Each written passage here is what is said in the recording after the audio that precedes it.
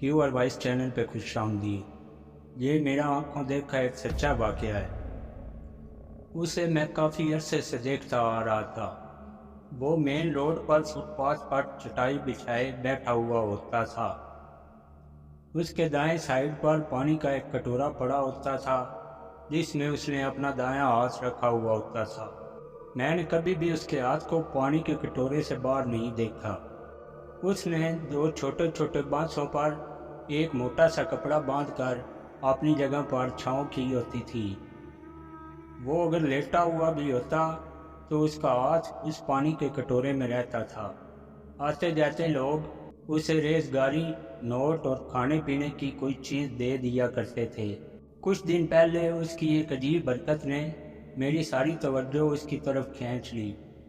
उसने अपने चोगे से नोटों का अनबार निकाला और बगैर गिने उनकी गत्थी सी बनाकर सामने बनी मस्जिद की तरफ चल पड़ा। मैं वहीं रुककर उसे देखने लगा। उसने तमाम नोट उस मस्जिद के गले में डाले और चोगे में पड़ी मज़ीद रेज़गारी निकाल कर उस गले में डाल दी। उस वक्त भी उसने पानी का कटोरा गले में लटका रखा था और दायां हाथ इसमें डाला हुआ था। मेरी मुतजस्सिस फितरत ने मुझे मजबूर किया और मेरे कदम उसकी तरफ बढ़ गए। अस्सलामु अलैकुम।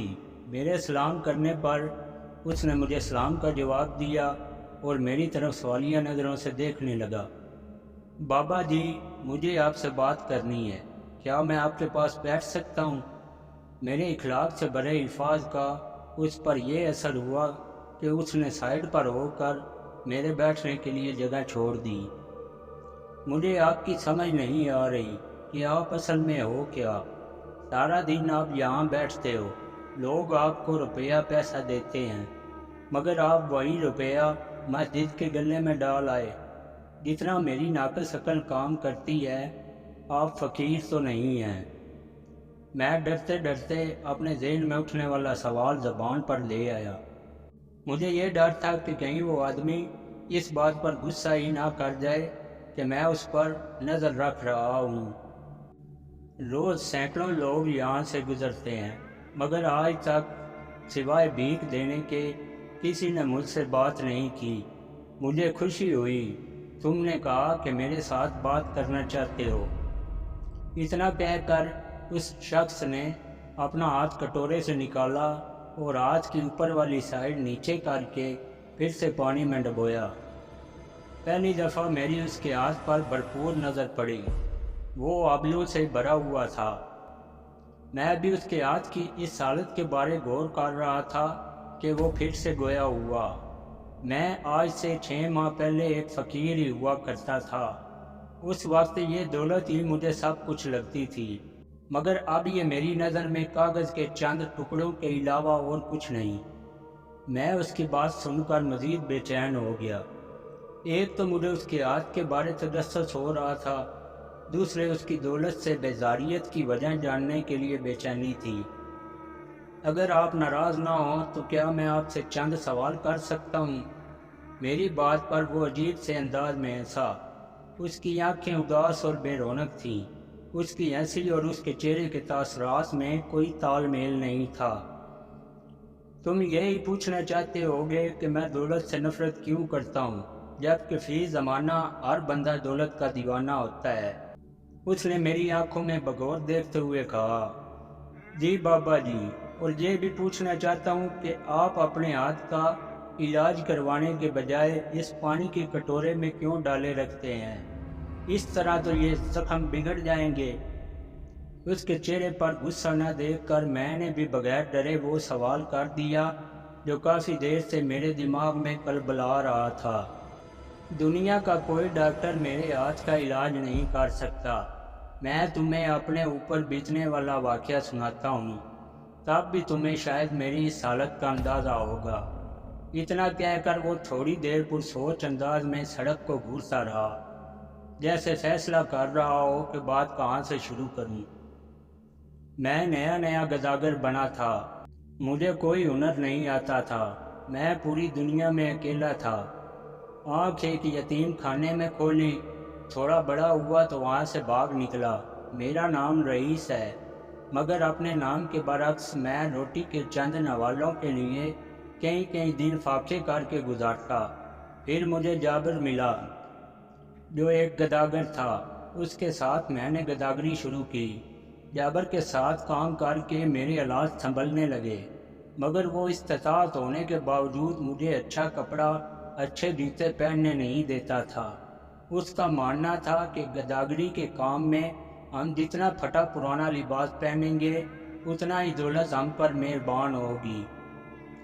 لوگ مسکین نظر آنے والوں کو اچھی بھیک دیتے ہیں۔ کافی حد تک اس کی بات درست بھی تھی، مگر اپنے دل کا میں کیا کرتا جو اتنی دولت دیکھ کر عیش کرنے کو کہتا تھا۔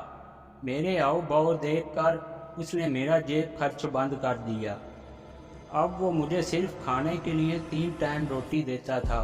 میرے اعتراض کرنے پر اس نے 2 ٹوک کہہ دیا کہ یا تو علیحدہ ہو جاؤ یا پھر صرف 3 ٹائم کھانے پر گزارا کرو۔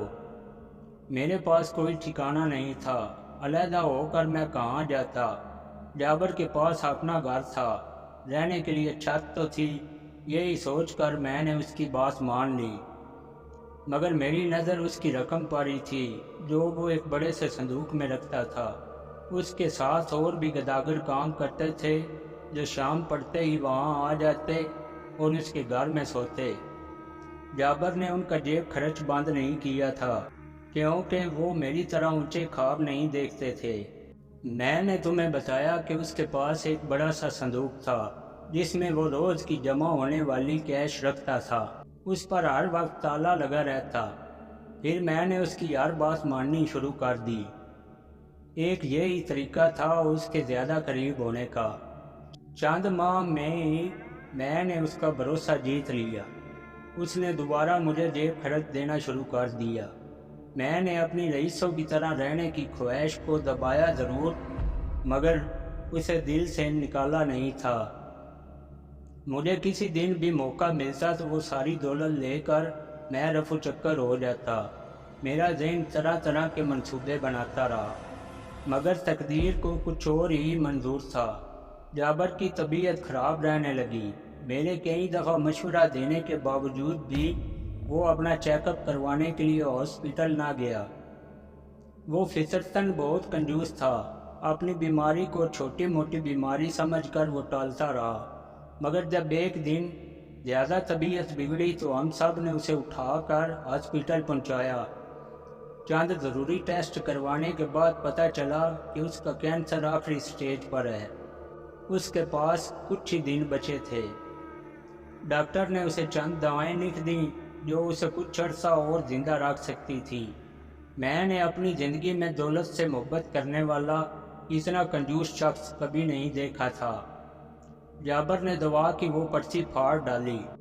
اس کے نیچے کام کرنے والے میرے سمیت تمام گداگروں کو اس نے بلایا اور بولا، میں تم لوگوں سے ایک وصیت کرنا چاہتا ہوں۔